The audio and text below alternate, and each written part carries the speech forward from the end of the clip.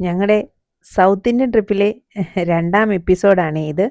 അങ്ങനെ ഞങ്ങൾ മൂകാംബികയുടെ മണ്ണിലേക്ക് എത്തി. പ്രതീക്ഷയിലും നേരത്തെ തന്നെ എത്തി. കാരണം റോഡ് വളരെ നല്ലതായതുകൊണ്ട് നമുക്ക് കുറച്ചുകൂടെ നേരത്തെ എത്താൻ പറ്റി. ഏകദേശം 1 മണി 1:30 ആയപ്പോഴത്തേക്ക് നമ്മളവിടെ എത്തി. ഹോട്ടൽ റൂമൊക്കെ എടുത്തിട്ടുണ്ടായിരുന്നു. അത് ഫ്രഷായി എന്ന് വിചാരിച്ചു നേരെ കുടജാദ്രിയിൽ പോയിട്ട് വന്നിട്ട് അമ്പലത്തിൽ കയറാമല്ലോ എന്ന്. അങ്ങനെ ഒരു ജീപ്പ് എടുത്തിട്ട് നമ്മൾ നേരെ കുടജാദ്രിക്ക് പോവുകയാണ്. ക്ഷേത്രത്തിൻ്റെ ലെഫ്റ്റ് സൈഡിലായിട്ടാണ് നമുക്ക് ഈ ജീപ്പുകൾ അവൈലബിൾ ആയിട്ടുള്ളത്. അവിടെ ചെന്ന് നമ്മൾ ഒരു ജീപ്പിൽ ഏകദേശം 8 പേരോളം കയറും. അപ്പം ഞങ്ങൾ 4 പേരുണ്ടായിരുന്നു. വേറെ ഒരു 4 പേര് ഫാമിലിയും കൂടെ കയറിയിട്ടാണ് നമ്മൾ പോയത്. ഇതാണ് മെയിൻ എൻട്രൻസ്. ഇനി അവിടെ പോകുമ്പോൾ ശ്രദ്ധിക്കേണ്ട കുറച്ച് കാര്യങ്ങൾ പറയാം.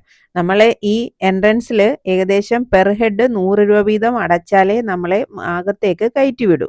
പിന്നെ രാവിലെ 6 മണി തൊട്ട് വൈകുന്നേരം 4 മണി വരെ മാത്രമേ ഉള്ളൂ എൻട്രൻസ്.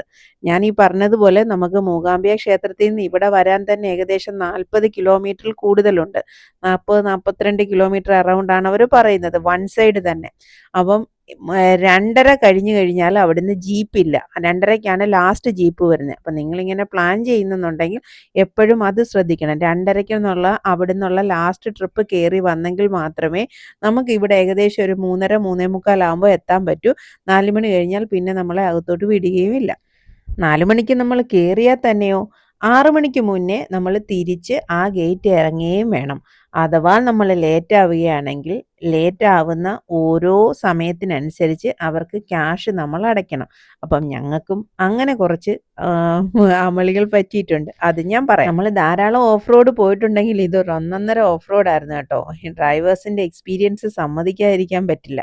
അതിനേക്കാൾ ഉപരി ഈ ജീപ്പാണെങ്കിലോ, അയ്യോ, ഇത്രയും പഴഞ്ചൻ ഒരു ജീപ്പ് ഞാൻ കണ്ടിട്ടേ ഇല്ല. ഞാൻ ഇതുവരെ യാത്രയും ചെയ്തിട്ടില്ല. അത്രത്തോളം സത്യത്തിൽ ഇവർ സേഫ്റ്റിയൊക്കെ നോക്കിയിട്ടാണോ ഇത് വിടുന്നതെന്ന് ചോദിച്ചാൽ എനിക്കതിൽ അതിയായ സംശയമുണ്ട്. കാരണം തിരിച്ചു പോയപ്പോൾ നമുക്കുണ്ടായ കുറച്ച് അനുഭവങ്ങൾ ഞാൻ നിങ്ങളോട് പറയാം. അങ്ങനെ നമ്മൾ കുടജാദ്രി മലനിരകൾ കയറി തുടങ്ങി കേട്ടോ. അതിൻ്റെ താഴേന്ന് പോകുമ്പോഴുള്ള വ്യൂസാണിത്. ഇത് തന്നെ നല്ല മനോഹരമായിരുന്നു. സത്യം പറഞ്ഞാൽ നല്ലൊരു ദിവസമാണ് നമുക്ക് കിട്ടിയത്. അധികം വെയിലും ഇല്ല, അധികം മഴയും ഇല്ല. അങ്ങനത്തെ ഒരു ദിവസം ആയതുകൊണ്ട് തന്നെ അത്യാവശ്യം നല്ല രീതിയിൽ നമുക്കത് എൻജോയ് ചെയ്യാൻ പറ്റിയിട്ടുണ്ട്. പിന്നെ ഇത് അറിയാമല്ലോ, കർണാടകയിലെ പശ്ചിമഘട്ട മലനിരകളിലുള്ള അതിമനോഹരമായ ഒരു മലനിരയാണ് കുടജാദ്രി. മൂകാംബിക ക്ഷേത്രമായിട്ട് ഇതിന് അടുത്ത ബന്ധം തന്നെയാണ്. അപ്പം അതൊരു കഥയായിട്ട് ഞാൻ പറയാം. ക്ഷേത്ര ഐതിഹ്യത്തിന് പുറമെ കർണാടകയിലെ ഒരു പ്രധാനപ്പെട്ട ട്രെക്കിംഗ് പോയിന്റ് കൂടിയാണ് കേട്ടോ ഈ കുടജാദ്രി. അങ്ങനെ നമ്മൾ ജീപ്പുകൾ പാർക്ക് ചെയ്യുന്ന ബേസ് ക്യാമ്പിലെത്തി. ജീപ്പ് ഇവിടം വരെ ഉള്ളൂ. അവിടെ നിന്നും പിന്നെ നമ്മളിങ്ങനെ നടന്ന് കയറണം മുകളിലോട്ട്.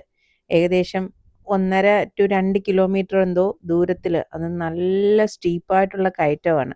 അങ്ങനെ കയറി വേണം നമ്മൾ എത്താൻ. ഇതാണ് മൂകാംബികയുടെ മൂലസ്ഥാനം എന്നറിയപ്പെടുന്ന ക്ഷേത്രം. ഐതിഹ്യപ്രകാരം ദേവി മൂകാംബിക ആദ്യം പ്രത്യക്ഷപ്പെട്ടതും ആരാധിക്കപ്പെട്ടതും കുടജാദ്രി മലനിരകളിലെ ഇവിടെയാണെന്നാണ് വിശ്വാസം. പിന്നീട് ആദിശങ്കരാചാര്യരുടെ നിർദ്ദേശപ്രകാരം ഇന്നത്തെ മൂകാംബിക ടെമ്പിൾ സ്ഥാപിതമായതായെന്നുമാണ് ഐതിഹ്യം പറയുന്നത്. അതിനു പിന്നിലും ഒരു കഥയുണ്ട്, അതും ഞാൻ പറയാം. അങ്ങനെ നമ്മളും മല കയറി തുടങ്ങി. അയ്യോ, ഒരു രക്ഷയില്ല കേട്ടോ. ഭയങ്കര നല്ല കയറ്റമായിരുന്നു. അതിൻ്റെ കൂടെ ഈ ചെറിയ കല്ലിങ്ങനെ ഉരുണ്ട കല്ല് പോലെ കല്ലിങ്ങനെ തെന്നുന്നത്. അപ്പം നമ്മൾ വളരെ സൂക്ഷിച്ച് വേണം അതുവഴി നടക്കാൻ.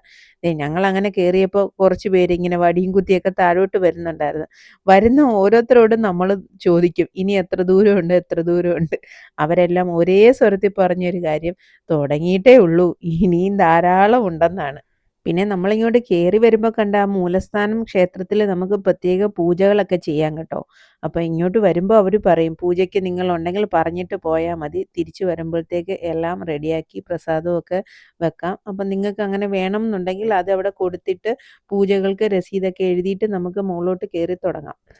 സമുദ്രനിരപ്പിൽ നിന്നും ഏകദേശം 1343 മീറ്റർ ഉയരത്തിലായിട്ടാണ് ഈ കുടജാദ്രി സ്ഥിതി ചെയ്യുന്നത്. ഇവിടുത്തെ സൂര്യോദയവും സൂര്യാസ്തമയവും അതിമനോഹരമായ കാഴ്ചകളാണ് കേട്ടോ. പ്രകൃതി സൗന്ദര്യവും ആത്മീയ പ്രാധാന്യവും ഒത്തുചേരുന്ന ഒരു വിശിഷ്ട സ്ഥലമാണ് കൊടജാദ്രി. ഒരു ഭയങ്കര പോസിറ്റീവ് ഫീലാണ് ഇവിടെ. അതുകൊണ്ട് തന്നെ ആയിരിക്കാം ഒരുപക്ഷെ ശങ്കരാചാര്യർ ഇവിടെ വന്ന് തപസിരുന്നതും. ഒരുപക്ഷെ ആ പോസിറ്റീവ് ഫീൽ ഉള്ളത് കൊണ്ട് തന്നെയാണ് ഇത്രയും ബുദ്ധിമുട്ടിയായാലും എല്ലാവരും ഇതിൻ്റെ ഈ ടോപ്പ് എത്തുന്നത്. ടോപ്പ് എത്തിക്കഴിഞ്ഞ് ഈ സർവജ്ഞപീഠം കാണുമ്പോൾ ഉണ്ടാവുന്ന ഒരു സന്തോഷമുണ്ടല്ലോ, അത് പറഞ്ഞറിയിക്കാൻ പറ്റില്ല. അതൊരു വല്ലാത്ത ഫീല് തന്നെയാണ്. ഐതിഹ്യമനുസരിച്ച് ആദിശങ്കരാചാര്യർക്ക് ജ്ഞാനസിദ്ധി നേടിയെന്ന് കരുതുന്ന സ്ഥലമാണ് ഈ സർവജ്ഞപീഠം. മലമുകളിലെ ഒരു ചെറിയ ശിലാമണ്ഡപം പോലെയുള്ള ഈ സ്ഥലം ഭക്തർക്ക് ഏറെ ഇഷ്ടമുള്ളതാണ്. ഇവിടെ നിന്ന് പശ്ചിമഘട്ടത്തിന്റെ മനോഹരമായ കാഴ്ചയും നമുക്ക് കാണാം. പക്ഷേ നമ്മുടെ കൂടെ ജീപ്പിൽ വന്നവരൊക്കെ എന്നെക്കാട്ടിലും ഒരു 20 മിനിറ്റ് മുന്നേ അവിടെ എത്തിയത് കൊണ്ട് അവരൊക്കെ കുറേ നേരം അവിടെ ഇരുന്നിട്ട് ഞാൻ എത്തിയപ്പോഴത്തേക്ക് അവർ തിരിച്ചിറങ്ങിയിരുന്നു. എന്നിട്ടും നമ്മൾ കുറേ സമയം അവിടെ സ്പെൻഡ് ചെയ്തു. രണ്ടും കൽപ്പിച്ച് തന്നെ. അവർ പറഞ്ഞിരുന്നില്ലേ എക്സ്ട്രാ ക്യാഷ് പേ ചെയ്യണമെന്ന്. സാരമില്ല, ക്യാഷ് പേ ചെയ്യാം, എന്നാൽ ഇത്രയും നമ്മൾ വന്നതല്ലേ, അവിടെ മാക്സിമം ഇരുന്നിട്ട് പോകാമെന്ന് തന്നെ കരുതി.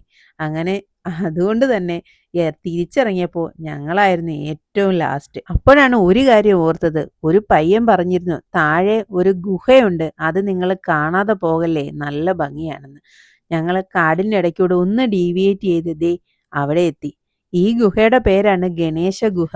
ആദിശങ്കരാചാര്യര് ഈ ഗുഹയിലും വന്നിരുന്ന് ധ്യാനിച്ചതായി പറയപ്പെടുന്നുണ്ട് കേട്ടോ.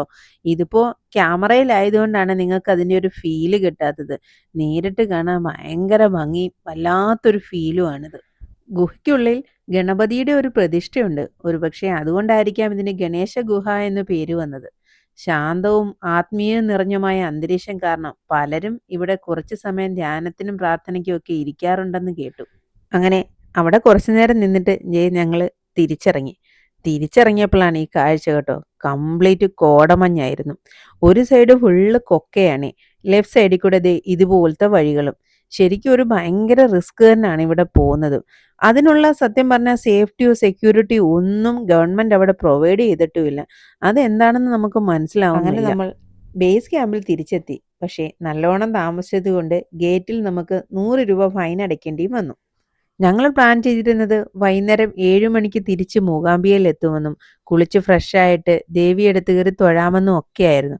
പക്ഷേ നമ്മൾ വിചാരിക്കുന്ന ഒരു കാര്യങ്ങളും അങ്ങനെ നടക്കില്ല എന്നുള്ളതിന് ഏറ്റവും നല്ല ഉദാഹരണമായിരുന്നു ഇത്. കാരണം വൈകുന്നേരം തിരിച്ചിറങ്ങിയപ്പോൾ നല്ല മഴയും കാറ്റുമായിരുന്നു. കാട്ടിനകത്തൂടെയുള്ള യാത്രയുമാണല്ലോ. നമ്മൾ എത്തുന്നതിന് തൊട്ട് മുന്നേ ഒരു വലിയ മരം റോഡിലേക്ക് ഒടിഞ്ഞു വീണ് നമ്മളൊരു 3 മണിക്കൂറോളം അവിടെ ബ്ലോക്കിൽ പെട്ടുപോയി. അപ്പോൾ ഇതൊരു വലിയ ഉദാഹരണം തന്നെയാണ്. നമ്മൾ വിചാരിച്ചാലൊന്നും അങ്ങനെ മൂകാംബികയിൽ എത്താൻ പറ്റില്ല. ദേവി കൂടി വിചാരിക്കണം നമ്മൾ എപ്പോൾ അവിടെ എത്തണമെന്ന്. എങ്കിലും പിറ്റേന്ന് നമുക്ക് നല്ലോണം ദേവിയെടുത്ത് കയറി തൊഴാൻ പറ്റി കേട്ടോ. അപ്പം ആ കാഴ്ചകളും വിശേഷങ്ങളും. പിന്നെ മറന്നുപോയി, ഞാൻ നിങ്ങളോട് ശങ്കരാചാര്യരുടെയും മൂകാംബികയുടെയും ആ ഐതിഹ്യം പറഞ്ഞില്ലല്ലോ. അപ്പം ആ ഐതിഹ്യം ഒക്കെ ആയിട്ട് നമുക്ക് അടുത്ത വീഡിയോയിൽ കാണാം. ഓക്കേ.